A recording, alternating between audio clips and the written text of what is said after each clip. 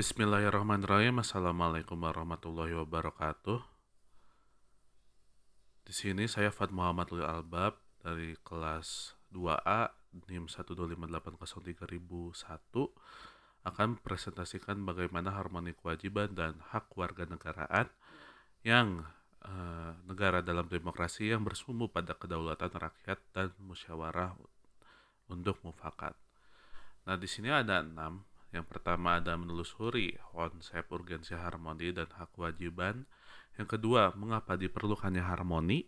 Yang ketiga, sumber historis, sosiologis, dan juga politik. Dan juga yang keempat adalah dinamika dan tantangan harmoni. Yang kelima ada esensi dan urgensi harmoni. Yang keenam adalah rangkuman inti dari bab 5. Oke. Yang pertama, menelusuri, yaitu konsep dan urgensi harmoni hak dan kewajiban. Nah, yang pertama adalah pengertian hak. Hak itu adalah sesuatu yang kita bisa terima atau enggak layak diterima semua orang, dan juga dijamin oleh konstitusi dan peraturan perundang-undangan, seperti hak untuk hidup, hak pendidikan, hak bekerja, hak beragama, hak milih pemimpin, dan lain-lain. Dan juga ada kewajiban adalah hal yang harus dilakukan oleh semua orang, diatur oleh hukum dan norma masyarakat, seperti taat hukum, membayar pajak, dan juga bela negara, itu dan lain-lain. Lalu ada juga arti harmoni, yaitu seimbang, selaras, dan juga tidak berat sebelah, di mana hak dan kewajiban berjalan keiringan. Jika hanya hak tanpa kewajiban, maka banyak orang yang kacau, egois, dan juga negara lemah. Jika hanya kewajiban tanpa hak, maka ada penindasan, ketidakadilan, dan juga rakyat tertekan. Nah, yang kedua, setelah kita ngebahas tadi, yang menelusuri konsep, mengapa harmoni itu diperlukan gitu.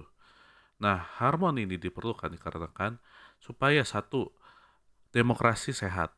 Itu demokrasi bukan bebas yang semaunya gimana kita gitu kan, bukan semena-mena, dan juga harus bertanggung jawab. Yang kedua, itu adalah mencegah konflik, di mana saling menghargai hak dan juga kewajiban sama orang lain, yaitu supaya juga masyarakat lebih damai. Yang ketiga, masyarakat itu menjaga negara hukum, supaya semuanya tunduk pada aturan dan juga hukum berlaku adil untuk semua.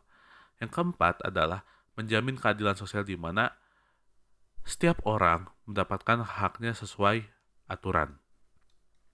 Nah, yang ketiga di sini ada sumber historis, sosiologis, politik.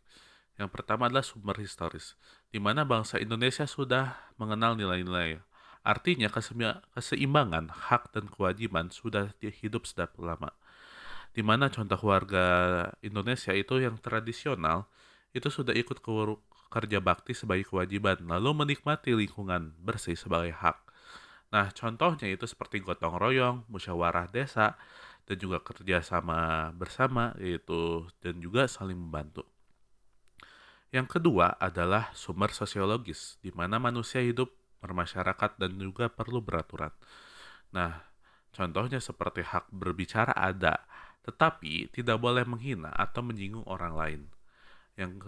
Sebagai contohnya adalah semua orang ingin hak dihormati, semua wajib menghormati orang lain, dan juga perlu ada norma dan juga nilai.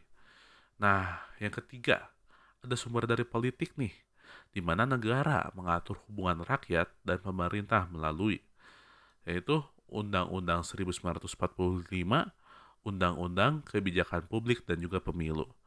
Nah, di sini politik harus sehat dan melindungi rakyat sekaligus menuntut tanggung jawab negara, di mana negara itu harus melindungi rakyat sekaligus menuntut tanggung jawab dari warga. Jadi warga juga dituntut tanggung jawabnya, tapi negara itu harus bisa melindungi warganya, teman-teman. Nah, yang keempat, di sini panjang ya. Ada dinamika dan tantangan harmoni. Di sini ada 4 ya. Dimana di sini ada pertama pendidikan dan kebudayaan.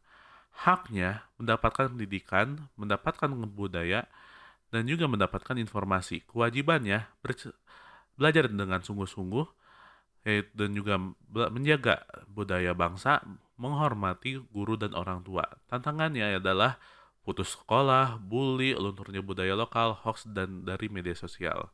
Yang kedua, perekonomian nasional dan kesejahteraan.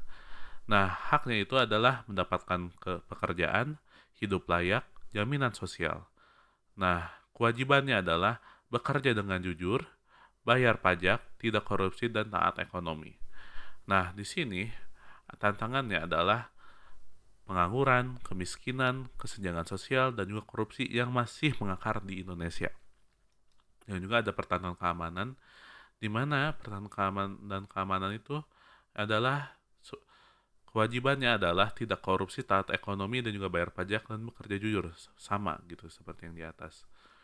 Nah, di sini tantangannya adalah seperti radikalisme, kriminalitas, narkoba, dan juga perpecahan sosial, yang dimana tantangan itu untuk ingin kita mendapatkan seperti hak rasa aman juga perlindungan negara. Dan juga yang terakhir adalah di sini adalah hak kewajiban asasi manusia. Nah, di sini kewajiban kita adalah ikut bela negara, menjaga ketertiban, tidak menyebar hoaks, dan melapor jika ada ancaman.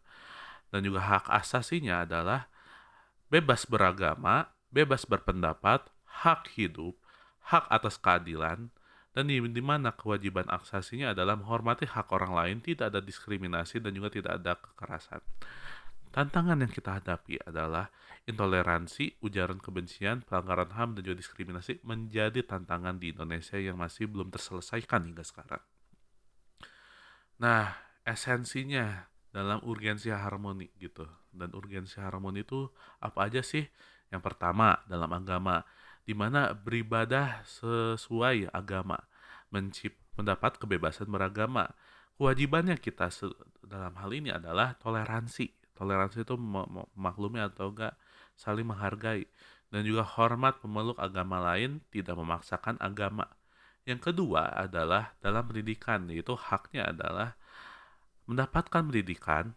Kedua, fasilitas belajar. Ketiga, diperlakukan dengan adil.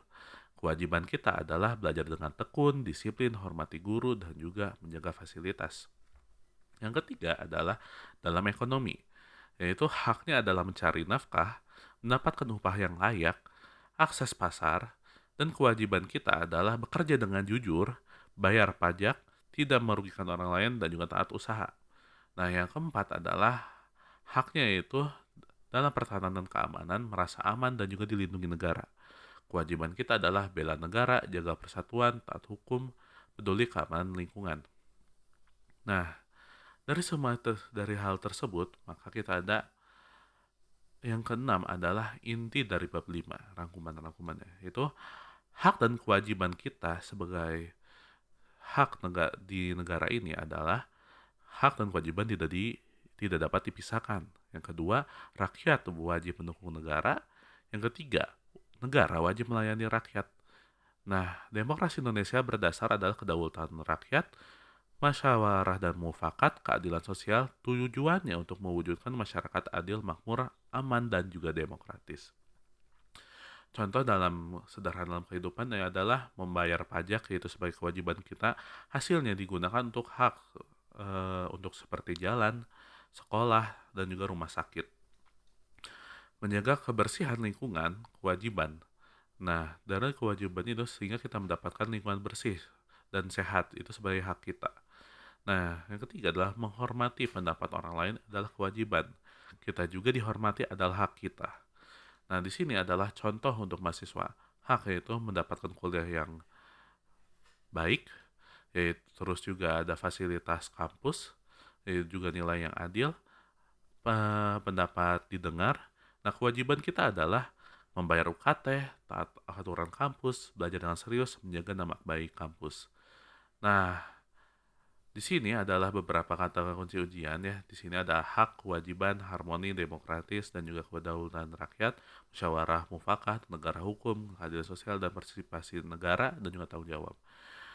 Nah, di sini sebagai rangkuman bangetnya adalah bab 5 mengajarkan bahwa warga dan negara dan warga negara harus sama-sama menjalankan hak dan kewajiban secara seimbang agar demokrasi Indonesia berjalan adil dan damai. Nah, dengan mempelajari ini kita juga memahami bahwa semua hak dan kewajiban itu harus dijalankan secara harmonis. Begitu, Ibu. Sekian dari saya. Wassalamualaikum warahmatullahi wabarakatuh.